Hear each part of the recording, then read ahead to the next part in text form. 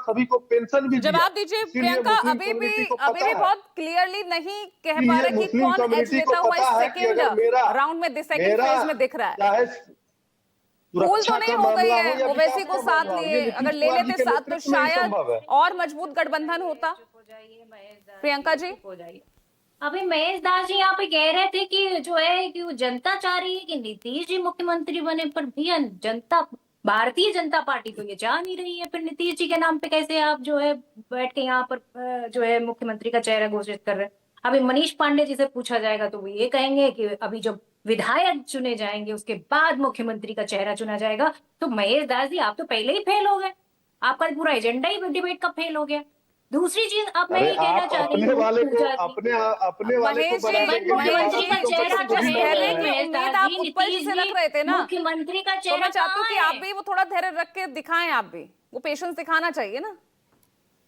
हाँ, महेश दास जी मुख्यमंत्री का चेहरा नीतीश जी नहीं है, ठीक है, कोई बात नहीं ना, कोई बात नहीं, आप नोट डाउन करके रख लीजिए, आप नोट डाउन करके रख लीजिए, फिर बात कीजिए। तो आप आंखों पे पट्टी बांध कर बैठे रहिए।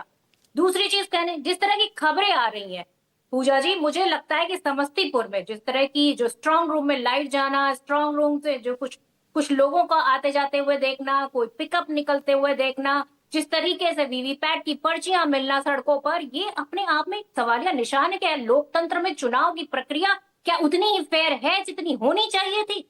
आज सवालिया निशान है चुनाव आयोग पर कि एक व्यक्ति जो दिल्ली में वोट डाल रहा है वो आकर यहाँ पर भी वोट डाल रहा, फरवरी में वो दिल्ली में वोट डालता, नवंबर में आके वो यहाँ वोट डाल रहा। आप प्रभात जी को देख ले, उत्तराखंड में भी उनका वोटर आईडी कार्ड है, यहाँ आ गए यहाँ भी वो वोट डाल रहे हैं। अब मैडम क्या कर रही है, यहाँ इनकी सांसद है जो जो इनके जो है एनडीए गठबंधन की, वो इस उंगली पे भी इंक दिखा रही है, उस उंगली पे भी इंक दिखा रही है, दोनों दो हाथों से वोट डाल रही है। कहाँ है चुनाव आयोग, जरा बताएंगी आप? चुनाव आयोग पूरी तरीके से, एक कहते हैं ना कि पूरी तरीके से इनके कब्जे में, अब कनपट्टी पे कट्टा रख के कब्जा किया हुआ है या कुछ और रख के कब्जा किया हुआ है, ये तो इनसे पूछिए। मैं पूरी तरीके से चाहती हूँ कि इस चुनाव में जिस तरह के पारदर्शी प्रक्रिया होनी चाहिए थी वो नहीं है। चाहे वो एसआईआर प्रक्रिया हो, चाहे वो उसके बाद वोटिंग प्रक्रिया हो, चाहे उसके बाद जिस तरीके से दानापुर में वोट नहीं पड़ने दिया गया, जिस तरीके से लोगों को वहां जो है ट्रांसपोर्ट नहीं मुहैया कराया गया, तो वो अपने आप में सवालिया निशान है। क्या बिहार में फेयर इलेक्शन हो रहा है?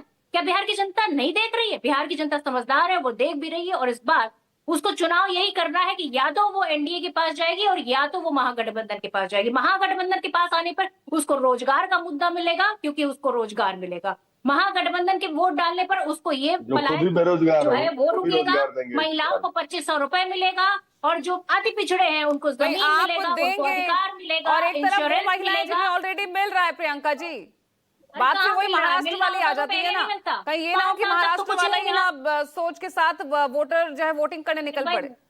अरे भाई मैडम, ये तो छलावा है, चुनाव के वक्त तो बंटता ही है। चुनाव के वक्त बांट दिया तो क्या बांट दिया? आपकी सरकार 20 साल पे आप क्या कर रहे थे? पकौड़े तल रहे थे। 20 साल तक क्यों नहीं महिलाओं की आपको याद आई?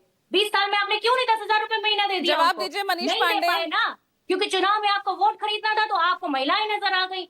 चुनाव में आपको वोट खरीदना था तो आपने फैसिलिटी दे दिया। मुद्दा इस बार एनडीए के पास है नहीं।